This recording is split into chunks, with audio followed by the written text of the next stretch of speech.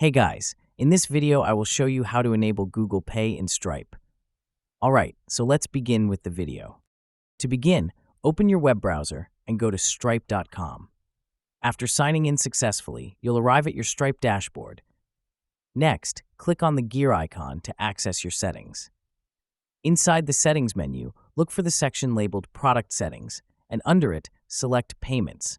This is where you manage all the payment methods supported by your business. Now, navigate to the Payment Methods section. Here, you'll see a list of all payment options that can be enabled or disabled for your Stripe account. Scroll through the list until you find Google Pay. Once located, toggle the switch beside it to the On position. This simple action activates Google Pay for your Stripe transactions, allowing your customers to use it instantly during checkout. And that's it. You've successfully added and enabled Google Pay on Stripe. So that is how you can enable Google Pay in Stripe. So that's all for this video. Thanks.